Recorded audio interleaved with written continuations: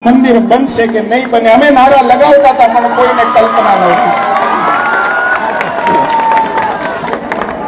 10 વર્ષ પહેલા કોઈને કલ્પના નહોતી પરંતુ આ ગુજરાતનું ધાવણ ધાવી આ ગુજરાતની માટીમાં રમી અને મોટો થયેલો વ્યક્તિ ફરીથી દેશના તખ્ત ઉપર બિરાજમાન થયા અને 10 વર્ષની અંદર આ સપનાને સાકાર કર્યું 405 સદીઓ પછી 5 સદીઓ 25 પેઢી પછી 50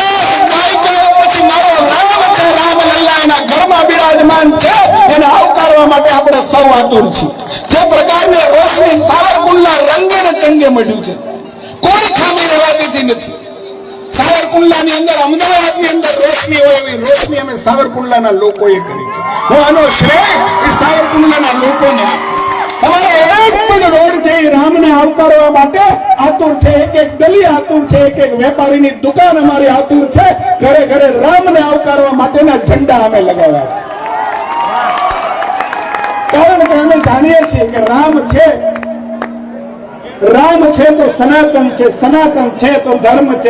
છે તો સંસાર છે અને સંસાર છે તો અમે છીએ ને એવું અમે માનીએ છીએ કે રામ છે અને એટલા માટે ક્યારેય ન ઉજવાય હોય એવી દિવાળી સાવરકુંડલા વાસીઓ અત્યારે ઉજવી રહ્યા છે હું અભિનંદન આપું આ બહેનોને જે બેન ક્યાં ગયા 2 દિવસથી મહેનત કરીને જે પ્રકારનું દ્રશ્ય છે કદાચ ગુજરાતના બહુ ઘણા ગાંઠી જગ્યાએ આવા દ્રશ્યો છે 21,000 દીવડાનો દ્રશ્ય જય શ્રી રામને રામ મંદિરના કૃતિઓ નિહાળવાની એની અંદર રામના સાક્ષાત દર્શન થઈ શકે એવું કામ બહેનોએ કર્યું છે વિશ્વ હિન્દુ પરિષદે આગેવાની લીધી મને આનંદ છે કે વિશ્વ હિન્દુ પરિષદના પદાધિકારીઓ આજે રામ જન્મભૂમિ એની અંદર જ્યારે એમનો શિલાન્યાસ લોકાર્પણ થવાનું છે ભગવાન રામ કાલે એમના ઘરે પધારવાના છે એની પૂર્વ સંધ્યાએ ભગવાન રામને આવકારવા માટે આટલી મોટી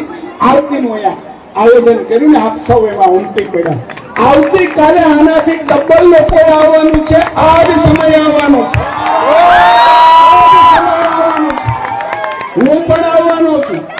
તમારે પણ આવવાનું છે કારણ કે આનાથી મોટું પર્વ આપણા માટે હજી વર્ષો સુધી આવવાનું જ નથી અને હોય પણ નહીં અને હું એટલું જનપ્રતિનિધિ તરીકે કહું કે સાવરકુંડલા એ અયોધ્યા બન્યું છે અને કાયમ અયોધ્યા બનીને જ રહેશે ભરોસો રાખજો એનાથી ઓછું જઈ નહીં રહેવા દઉં લાઈટમાં હજી જ્યાં અધૂરી છે ને આવતી દિવાળીએ પૂરી કરીને તમને આપો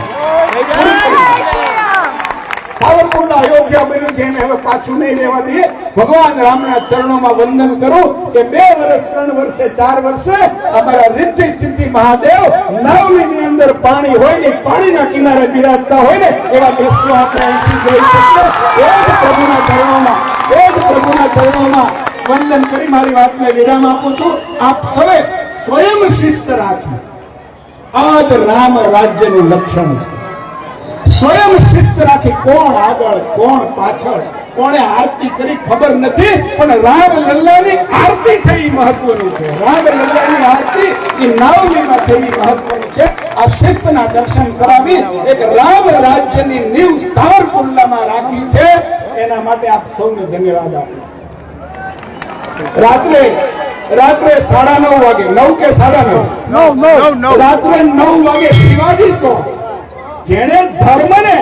સનાતન ધર્મને હિન્દુ ધર્મને તલવારની ધાર ઉપર જીવતો રાખ્યો હતો એવા શિવાજીના નામ સાથે શિવાજી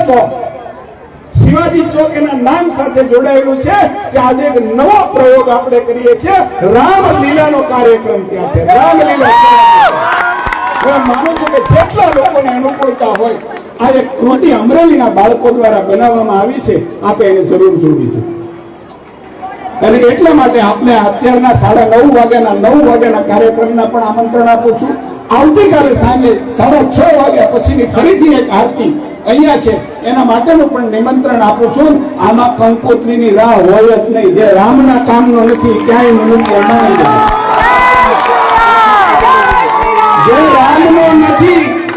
જે રામનો નથી કોઈનો નથી એવું માની લે ધન્યવાદ આવતીકાલે મોટા ભાગની આપણી સંસ્થાઓ છે મોટા ભાગના પરિવારો છે, મોટા ભાગના આપણા સામાજિક વાડીઓ છે, બધી જ જગ્યાએ ભોજનના પણ કાર્યક્રમ છે. અને દેશના પ્રધાનમંત્રી રામલલ્લાને જ્યારે રામ મંદિરની અંદર એનો જીર્ણોદ્ધાર કરવા જઈ રહ્યા છે, એ દ્રશ્ય છે એના આપણે સૌ બપોરે સાક્ષી બનીએ. ભારતીય જનતા પાર્ટી તરીકે મેં વિધાનસભાના ધારાસભ્ય તરીકે મારા કાર્યાલય પણ આ કાર્યક્રમ રાખ્યો છે, પરંતુ દરેક જગ્યાએ આ કાર્યક્રમ હશે. બધું જ કામ છોડી અને 500 વર્ષની આ જે અવિસ્મરણીય ક્ષણ છે એના સાક્ષી બનવાનો મોકો 25 પેઢીને નથી મળ્યો. 25 પેઢીએ બલિદાન આપી દીધા, કેટલાય ભગવાધારીઓએ બલિદાન આપી દીધા. આપણે એના સાક્ષી બનવાનું છે. એટલે રસોઈ નહીં થાય તો હાલશે, તમારા હાથમાં છે બધું, પણ દર્શન એના કરવાના છે. મારો ભગવાન રામ 500 વર્ષ પછી એના ઘરમાં બિરાજમાન થાય ને, આ ક્ષણના સાક્ષી આપણી પેઢીએ બનવાનું છે, આપણા બાળકોએ બનવાનું છે, આપણા બાળકોને બતાવવાનું છે, આપણા બાળકોને બતાવવાનું છે. ઇતિહાસ છે,